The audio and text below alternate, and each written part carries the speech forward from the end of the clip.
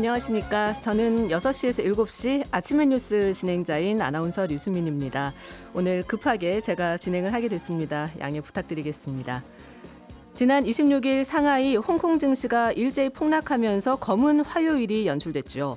어제도 홍콩 항생지수가 3만 선이 무너졌는데요. 그 이유가 중국이 유동성 회수에 나서면서 단기 금리 지표 중에 하나인 상하이 은행 간 대출금리 15금리가 급등한 것과 연관이 있다고 합니다. 보통 춘제 등을 앞두고 자금 수요가 늘 것을 감안해서 인민은행이 돈을 풀었던 것을 감안하면 이례적으로 돈줄을 조이고 있는 상황이라 이런 일도 벌어지고 있는데요.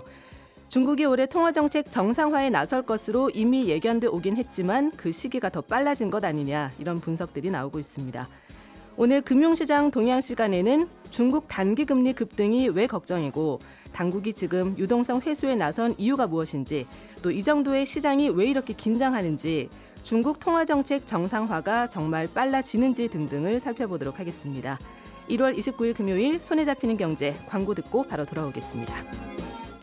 네, 경제 뉴스들 챙겨서 들어보겠습니다. 경제 뉴스 따라잡기. 오늘은 어예진 경제 전문 기자와 함께 해주시겠습니다. 어서 오세요. 안녕하세요. 네, 금융당국이 은행권의 배당 성향을 얼마까지만 해라라고 범위를 제시했다고 합니다. 네. 구체적인 수치를 들면서 배당 자제를 권고한 거는 이번이 처음이라고 하죠. 네, 맞습니다. 금융위원회가 어제 금융지주사의 배당 성향, 그러니까 당기순이익에서 연간 배당금이 차지하는 비율을 말하는데 이거를 오는 6월 말까지 20% 아래로 유지하도록 권고를 했습니다. 네. 배당 성향을 낮추라는 말은 곧 배당을 줄여라.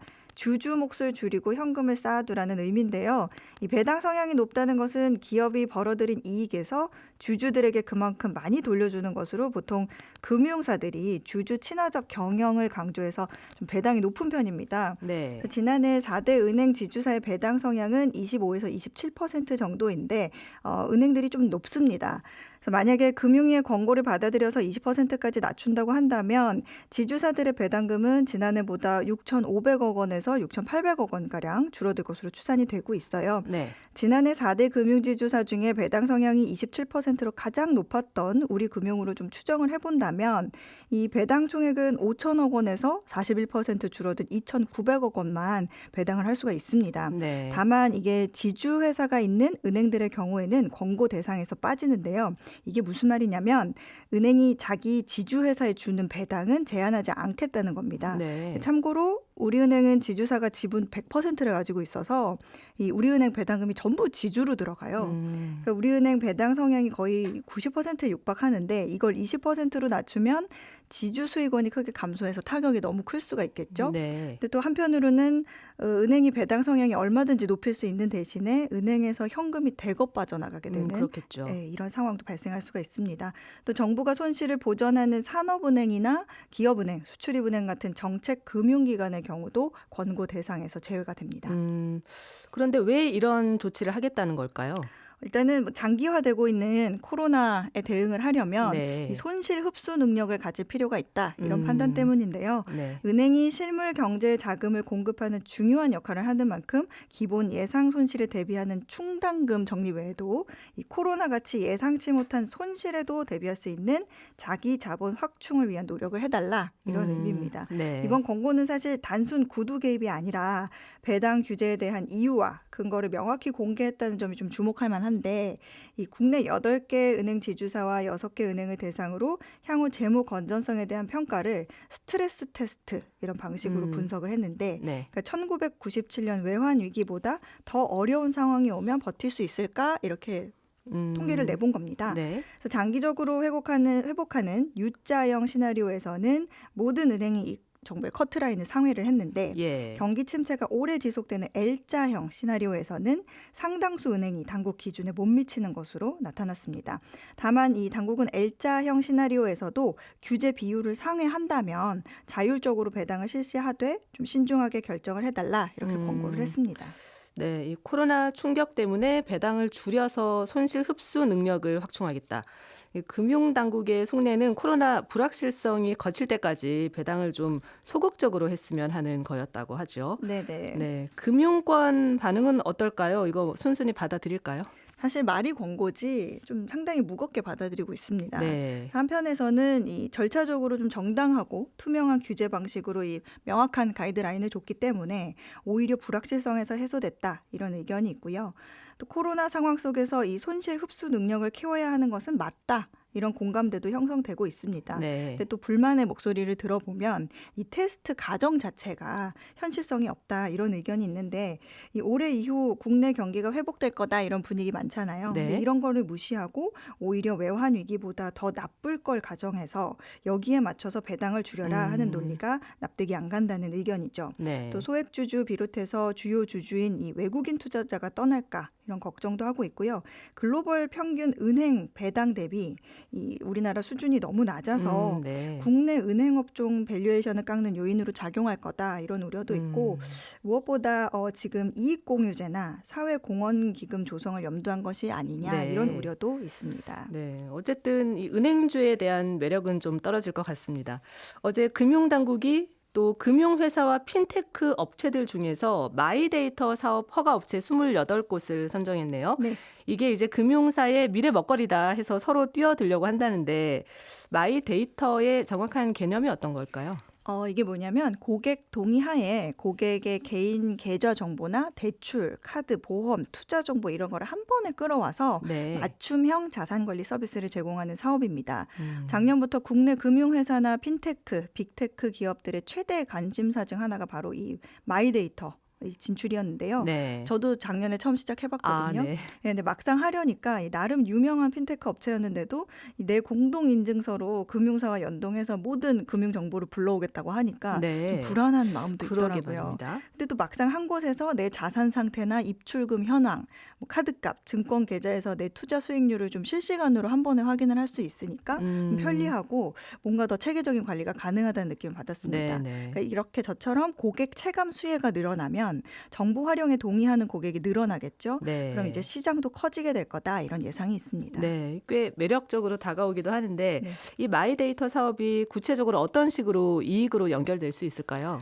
지금까지는 금융사가 상품을 하나 만들면 판매도 대부분 같은 곳에서 이루어지는 이 통합 비즈니스 모델이 주류였는데 마이데이터 사업은 제조와 판매가 분리되는 겁니다. 네. 예를 들어서 금융사가 아닌 핀테크 업체가 지금 고객님 입출금 상태를 보니까 좀 위태롭네요. 고객님 신용 점수가 이러한데 필요시 받을 수 있는 맞춤 대출을 금융사별로 추천해 준다거나 네. 의료비 지출을 보니까 이런 보험이 필요하겠다. 이런 식의 중개 서비스, 데이터 분석이나 컨설팅 서비스를 통한 수익 창출이 가능한 겁니다. 네. 거의 전 분야의 금융 서비스업 영위가 가능해지는데 저도 얼마 전에 어예진님 지금 쓰는 카드를 뿅뿅뿅 카드로 바꾸면 연간 50만 원을 아낄 수 있어요. 네. 이런 분석을 받아보고 예. 새로 카드를 발급받았거든요. 이렇게 새로운 플레이어들이 능력을 앞세워서 고객을 유치하면 금융회사들이 독점적으로 고객을 보유한 거를 상당 부분 플랫폼으로 빼앗길 수 있기 때문에 네네. 너도 나도 경쟁 구도로 들어오는 상황입니다. 그렇군요. 또 장기적으로 봤을 때는 전통적 금융 자산 말고도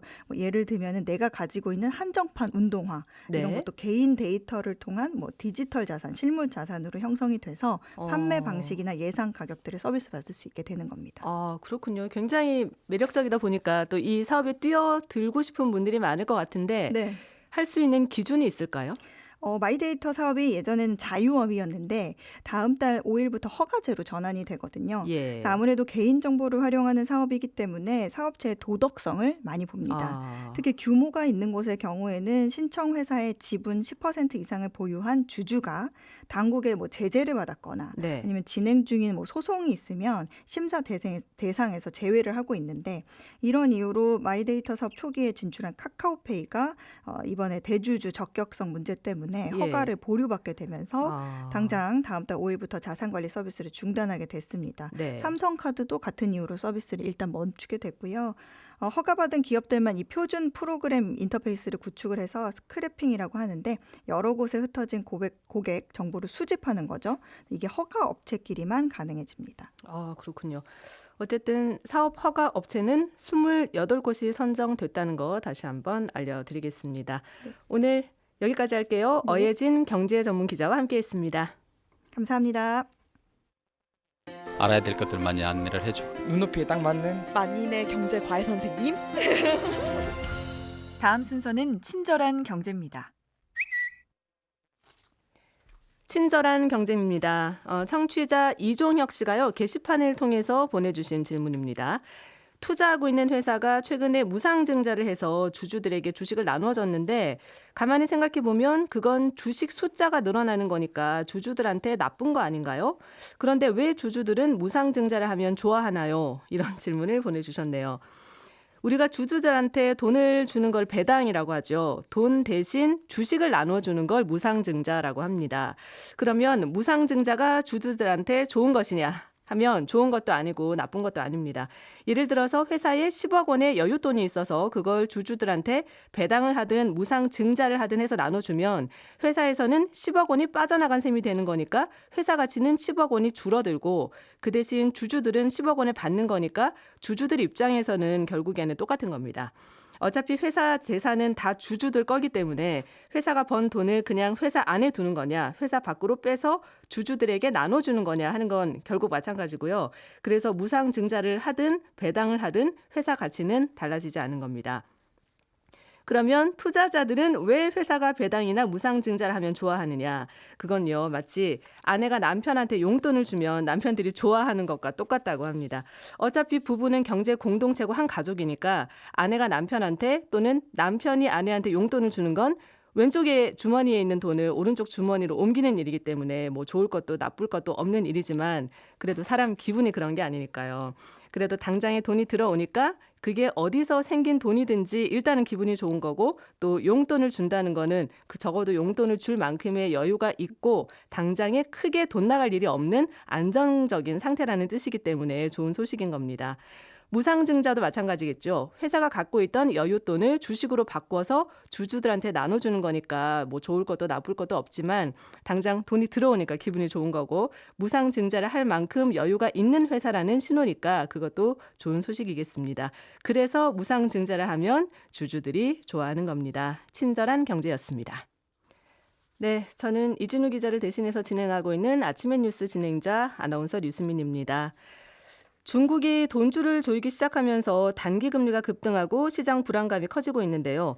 본격적인 통화정책 정상화에 나선 건지 또 시장이 왜 이렇게 긴장을 하는지 이번 주 금융시장 동향에서 살펴보겠습니다.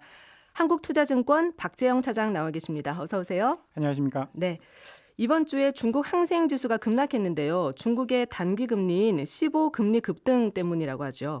네, 일단 이 15금리가 어떤 건지 먼저 설명을 드리면요. 네. 은행이 이제 급하게 돈이 필요할 때 이제 단기 자금을 대여해주는 금리를 15금리라고 합니다. 네. 리보 금리는 뭐 들어보셨을 거예요. 이게 런던에서 은행 간 거래하는 금리를 리보 금리라고 하고요. 네. 중국에서 샹하이 이제 경제가 중심이 되는 도시, 금융이 중심이 되는 도시이기 때문에 네. 이 샹하이 이름을 따서 S가 붙어서 샹하이 인터뱅크 오퍼드 레이트라고 하는 은행 간의 단기 자금이 필요할 때 빌려주는 금리를 이제 15금리라고 하거든요. 네. 근데 최근에 이 금리가 급등하면서 시장을 좀 유동성을 회수하는 게 아니냐라는 그런 걱정 때문에 중국 증시가 좀 많이 흔들리는 모습을 보였습니다. 네. 이게 왜 걱정거리인 건가요? 지금 시장은 유동성이 굉장히 많이 넘쳐나서 돈이 많이 풀려서 주식도 오르고 금 가격도 오르고 뭐 비트코인도 오르고 부동산도 네. 오르는 이제 유동성 장세라고 하거든요. 네. 그래서 뭐 은행들이 돈을 많이 풀어서 그런 유동성 장세였는데 이제 은행이 돈을 회수하는 거 아니냐라는 걱정이 좀 생기고 있어서 그렇습니다. 네. 이 유동성 어떻게 해서 유동성이 발생하고 줄어드냐 이걸 잠깐만 설명을 드리면 네. 이제 중앙은행, 우리로 치면 한국은행이고 중국으로 치면 인민은행이 은행에 돈을 빌려줍니다. 그리고 돈을 빌려주면 뭔가 받아야 될 거 아닙니까? 네. 돈을 빌려줬다는 권리인 이제 채권, 이 증서를 가지고 있거든요. 예. 그래서 시장에 돈을 많이 풀고 싶으면 그 채권을 많이 발행하고 돈을 적게 풀고 싶으면 그 채권을 회수하는 네. 그런 전략을 쓰는데 이번 주에 인민은행이 발행하는 만기가 일주일짜리 채권이 있습니다. 예. 이걸 가지고 유동성을 조절을 하는데 이번에는 채권을 1,800억 위안을 풀었는데 만기가 도래하는 채권은 2,800억 위안이었습니다. 네. 그러니까 시장에서 해석하기는 인민은행이 1,000억 위안을 회수하는구나. 이렇게 받아들인 거죠. 유동성을 회수하는 거네요. 그렇죠. 그러니까 돈이 필요한 은행들은 은행 간 단기 이 거래 금리인 네. 이제 15를 통해서 돈을 이제 갑작스럽게 많이 빌리게 되다 보니까 네. 금리가 크게 오른 겁니다. 아, 그렇군요. 근데 춘제를 앞두고는 보통 돈을 풀지 않나요? 그렇죠. 우리나라도 그렇고 예. 이제 설 명절이 되면 뭐 써야 될 돈도 많기 때문에 좀 완화적인 통화 정책을 쓰는데 인민은행도 마찬가지였습니다. 네. 작년까지는 한 1조 위안씩 이렇게 풀고 그랬어요. 예. 지준율 인하를 통해서 뭐 1조 위안을 풀고 그랬었는데 이번에는 지준율 인하도 없었고 오히려 채권 발행을 줄이면서 인민은행이 이제 통화 정책을 조금 타이트하게 가져가는구나. 네. 이제 뭐 모든 중앙은행들이 돈을 많이 풀고 있었는데 중국 정부는 그렇지 않았었거든요. 네. 중국의 가장 큰 문제 중에 하나가 부채가 많다라는 겁니다. 음. 그래서 중국 정부는 금리가 올라가는 거, 부채가 늘어나는 거 이런 것들을 굉장히 민감하게 생각을 하거든요. 네. 그래서 중국 정부의 2021년 정책 기조 중 하나도 정상화입니다. 모든 것들을 뭐 빚이 많은 것에서 조금씩 정상화시키겠다. 이런 기조였는데 이런 기조를 가지고 있는 중국 정부가 유동성을 엄청나게 쏟아부은 거죠. 그 전에 쏟아부었다가 예. 이제는 좀 정상화하려는 움직임을 이제 사실상 조금씩 보이고 있는 거죠. 네. 그래서 단기 금리에서 이런 모습들이 나타나다 보니까 앞으로 유동성을 회수하는 게 아니냐 이런 걱정들이 좀 나타나고 있는 거고요. 그렇군요. 사실 중국은 경기가 좋았습니다. 뭐 경제 지표들 이런 거 보면 작년에 코로나의 특수를 가장 크게 본 나라가 중국이었거든요. 네, 참 중국- 아이러니하게도 그렇죠. 그렇습니다. 중국이 가장 큰 수혜를 받고 또 거기에 따라서 한국도 많이 수혜를 봤어요. 지금 네. 우리 기업들의 수출이 굉장히 좋아지고 있거든요. 네, 맞습니다. 중국이 수출이 좋아지다 보니까 경기가 굉장히 빠르게 회복하고 경기가 빠르게 회복하면 사실 인플레이션이 발생할 수 네, 있습니다. 네. 그런 상황에서 유동성을 더 풀면 인플레이션이 더 빠르게 일어날 수 그렇겠죠. 있거든요. 그래서 네. 유동성을 회수하고 있는 거군요. 이제 그렇게 해석을 하는 거죠. 근데 네. 인민은행은 꼭 유동성 회수한다라고 공식적으로 발표한 건 없었습니다. 네. 그래서 우리가 이렇게 해석을 하다 보니까 음. 시중에서는 좀 오해가 있어서 금리가 좀 크게 올라갔습니다. 그렇군요. 전 세계 시장이 주목하는 이유는 어디 있는지 또 왜 이렇게 시장이 불안한지 좀 분석을 해볼까요? 일단 이제 작년에 코로나로 인해서 중국뿐만이 아니라 전 세계 국가들이 유동성을 네. 많이 풀었거든요. 그러면서 금융자산들이 많이 상승을 했는데 중국의 인민은행이 주요 국가 중에 가장 먼저 유동성을 회수하는 것이 아니냐라는 의문이 들면서 금융시장이 흔들렸습니다. 네. 이게 어떻게 보면 혹시 눈치 게임 해보셨는지 모르겠어요. 눈치 게임 이제 5명이 있으면 먼저 숫자를 외치고 가장 마지막에 숫자를 외치면 이제 순례가 되는 거 아니겠습니까? 그렇죠. 지금 유동성을 많이 풀어놓고 가격이 예. 많이 올라가 있는 상황에서 먼저 중국이 빠져나가는 것이 아니냐라는 우려가 지금 시장에서는 나타나고 있는데요. 네네. 중국이 계속 돈줄을 줄일까요? 아니면 파장이 어떻게 미칠는지 그것도 궁금하네요. 일단 지금 당장은 뭐 긴축으로 뭐 들어간다라는 이야기는 하지 않았는데 이게 파장이 커질 수 있다라고 이야기하는 이유가 이 각국의 중앙은행들이 돈을 풀면서 채권을 굉장히 많이 들고 있어요. 근데 이 채권 가격이라는 것은 네. 금리가 올라가면 채권 가격은 떨어집니다.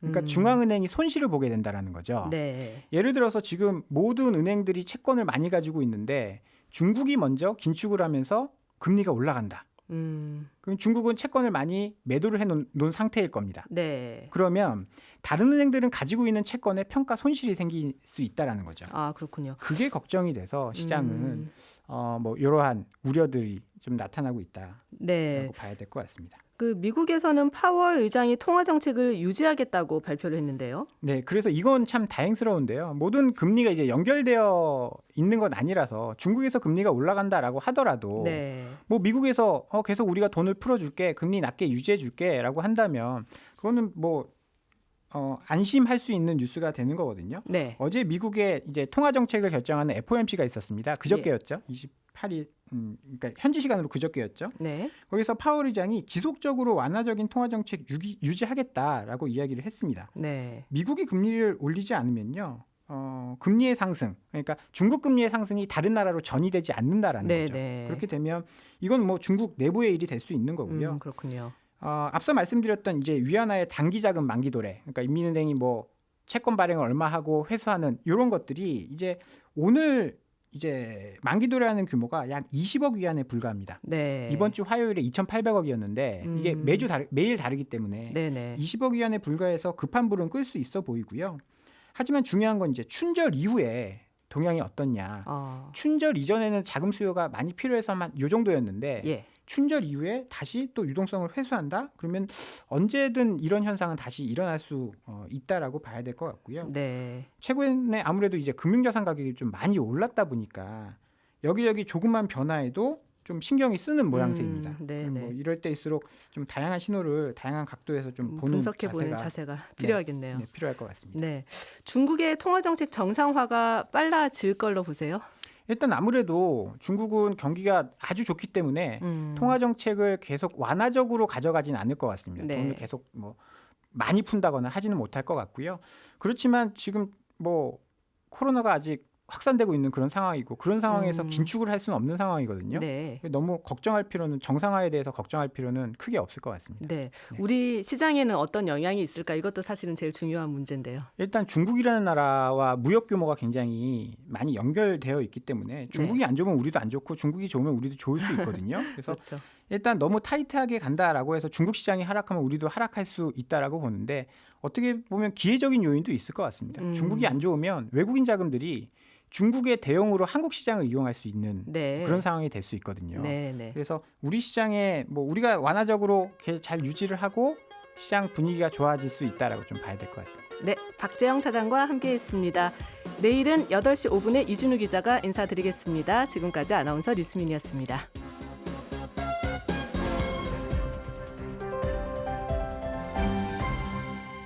경제를 생각하는 사람들의 즐거운 습관. 이진우의 손에 잡히는 경제.